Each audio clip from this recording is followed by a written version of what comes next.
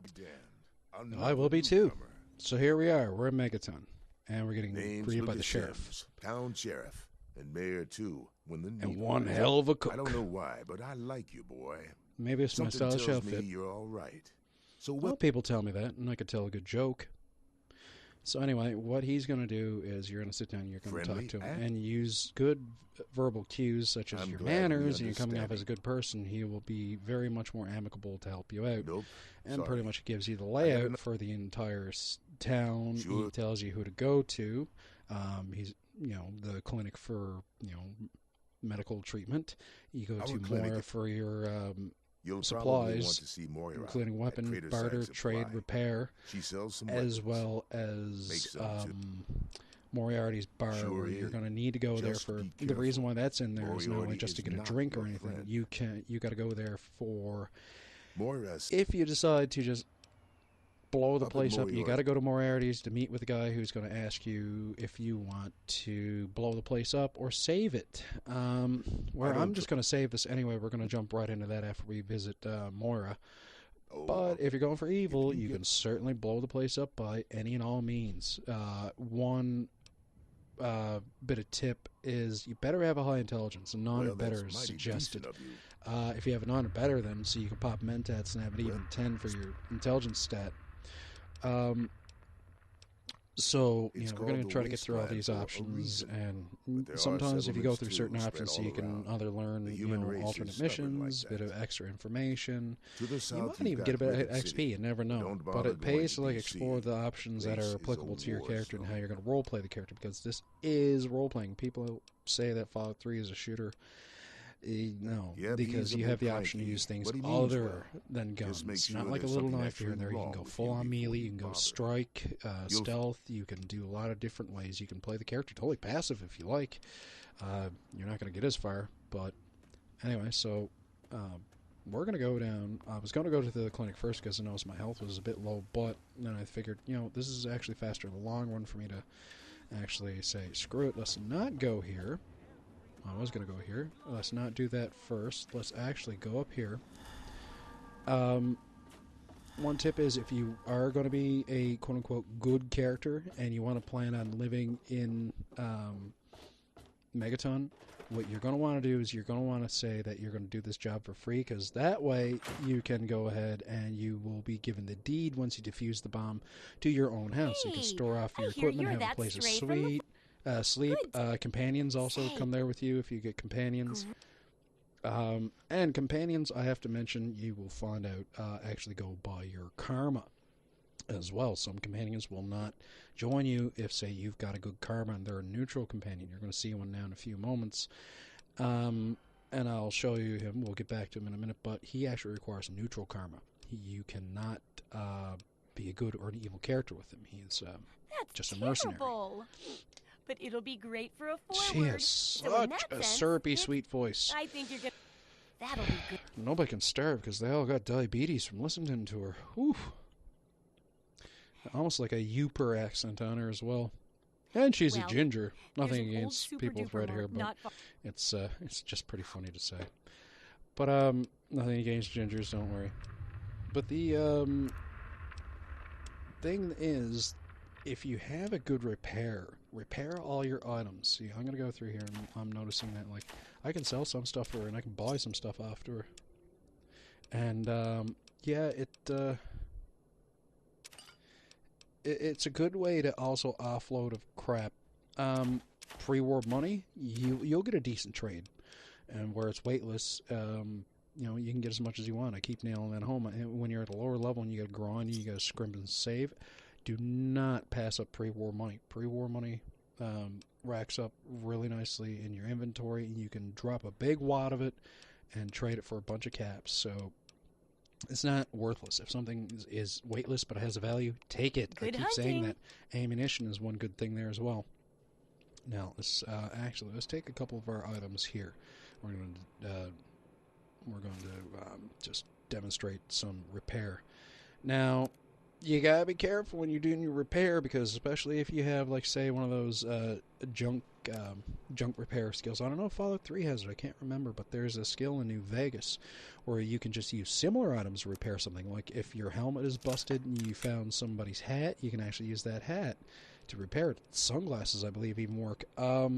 Same thing with weapons. You can use a laser rifle to repair a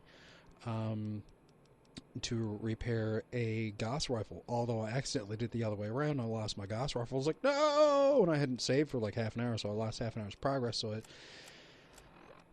I didn't lose the Gauss rifle, because that would suck. They're very hard to come by. Not so much in New Vegas, but in Fallout 3, you're only going to come across one. And that's going to be in Operation Anchorage. So what we're going to do here is take some of these repaired items that I've gotten now. Once I've been able to increase their value by repairing.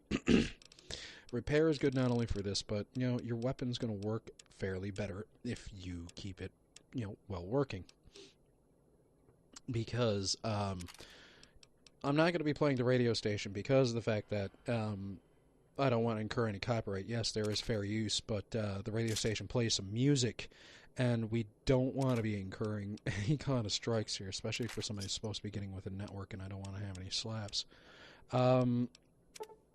But Three Dog mentions it amongst the Wasteland survival tips. Ow, Three Dog, your lord and master in the wilderness.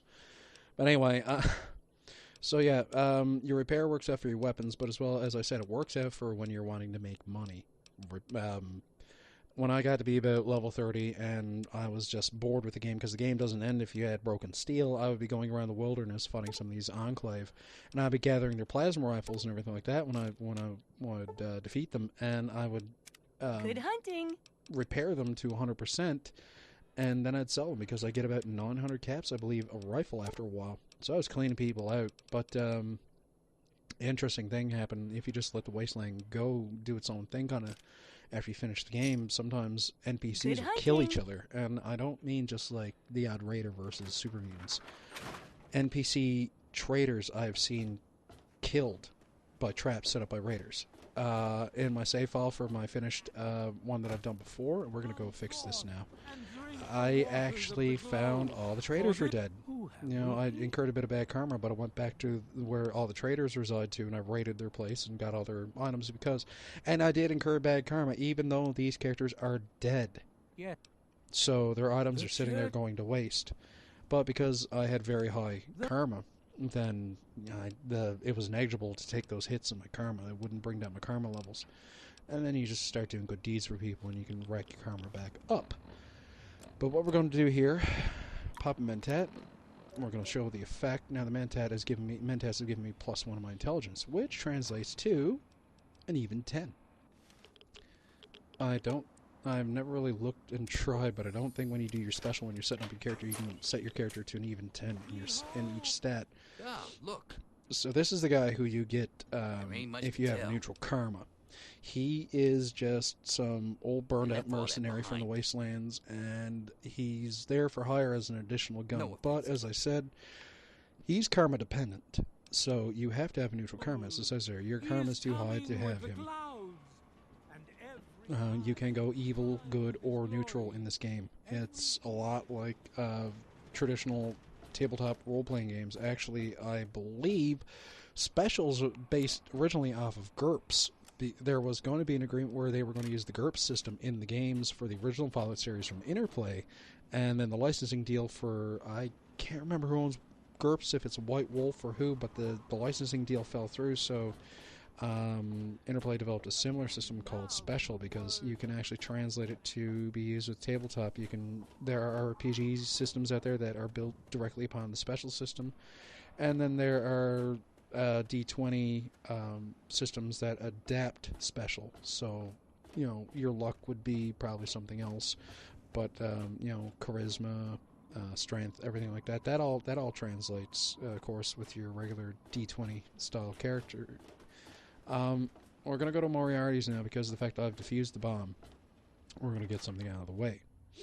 But first, we got to go talk with the guy in here that is a ghoul. A ghoul pretty much is supposedly a human who's been highly irradiated to the point where their flesh has started to rot slightly, but they're in full use of their brain.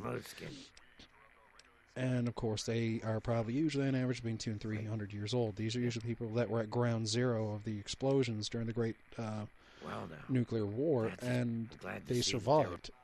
So... Now, feral ghouls, which you will encounter later on, they actually are different because they've been exposed to even more radiation and been driven insane. A lot of them are very just feral and animalistic, and you just have to kill them. They just go after anything. So, it's a pity. Oh, this guy. This guy, see, if I went up here before, I could have been given the option to blow up Megaton, but... This is who you go to see if you're doing an evil game. If you're playing a real little son of a bitch. Now, if you go in there, you refuse to do it. You go and you save Megaton, you come back, he'll actually want to fight you. Now, this guy is Billy Creel. Billy is another resident of Megaton. And Billy's the adopted father of a little girl here. And what he was is a caravaner. And caravanners pretty much are the roaming trade route merchants. You're going to encounter a few different ones, either in transit or at their usual stops. You're going to find one guy that sells meds and chems, another guy that sells apparel and armor, another guy that sells weapons and ammunition, and another guy named Crazy Wolfgang who sells weird shit. He either sells schematics, jury-rigged weapons, etc. And I believe... his repair increases if you do, I don't know if it's you give him a certain item or you do a few different dialogue options. And he, he's pretty, apparently he's got one of the higher repairs. But more importantly, the reason why I'm mentioning this, even though I'm preaching that you keep your own repair high, is the fact that there are certain things you will not be able to repair on your own. Unique weapons being that, some of them. Examples would be the Gauss rifle. The Tesla beta cannon, which is actually a piece of beta test hardware that was left. The game hardware, I should say, not the system hardware. One of the weapons that was only used to beta test the game, but they ended up leaving it in if you did a certain thing to be able to get off the map. And there is a spot where you do it, and it's through broken steel, and it's a... they use the skin for a missile launcher, and it actually uses missiles as the ammunition. It doesn't actually use energy weapons. This was not supposed to be in the game, so it's not considered canon. It doesn't actually fit into the game's plot. Now, there's the Tesla cannon that you can get in a couple different spots during broken steel. The actual Tesla cannon, so you can get more than one. It's not a unique weapon, as in it does not exist at all, or only exists in one incarnation. I'll be damned. So... if you refused any money to fix the bomb and defuse it, he gives you your own house. This is where it pays to be a nice guy. Nice guys do not finish last in this game by any means, although there are certain weapons things you will not be able to get unless you are a son of a bitch. Level up time, 18 points. So I'm going to want to bring up quite a few different things here. And, you know, I'm bringing up my small guns, of course, because that's what I'm using a lot of. Big guns would be like your rocket launchers, flamethrowers, you know, heavy ordnance. A rifle is not considered a big gun. A rifle's still a small gun because it's a gun, not like something that could potentially be mounted to something. You're going to want to bring up your lockpick. You're going to want to bring up your gun nut's another handy little perk to take. But intense training, you're going to want to take that as much as you can to bring up some of your other things. And as you've seen there, my charisma is really low. That allowed me to pump my intelligence up. Now my intelligence is at an even 10 now, so be ever so humble. There's no place like home. Now the inside of your Megaton house will give you a Mr. Handy. Mr. Handy is able to actually do a couple things for you. It can help you change your look by selecting the Give Me a Haircut option. He will give you purified water, although he can only do it a couple times in, I think, as a 48-hour period because he uses condensers. You know, so in other words, he's not an unlimited supply of purified water. He can tell you a joke, etc., etc. Pretty much your house consists of a bed to sleep, storage areas and a refrigerator. But you can actually go to Mora now when you start making caps and get different things for your house. Now, we're almost done this Let's Play for this installment, but I'm going to show you something really quick. Always use the fridge for storing your aid. That way you can keep different things in here like your Nuka-Colas, your beer, your stim packs, your Blammo mac and cheese, Brahmin steaks, whatever. Technically, yeah, you can leave this shit out, but it compartmentalizes stuff so you don't have a bunch of swag everywhere. So I'm just going to dump off pretty much everything in here. Now, it's handy then because then you can go to these different areas and load out for if you're doing different missions. Now, I use this area in any version where I have the Megaton house as my weapon and ammo locker. This is where I go and offload every weapon that I find, so I can sit down afterwards and repair. Like, say I got 2 or 3 rocket launchers that are of differing conditions. I can sit down and repair them. And then over here is the clothing and apparel. This is where I keep armor, hats, and jumpsuits. So we're getting into the last few seconds now of this. I am probably going to sit down and edit the next part and do that one as well. But, yeah, we're going to go on to the Super Duper Mart next. So stay tuned, and the next one should be up indirectly. I'm probably going to put it up again this evening. Thank you.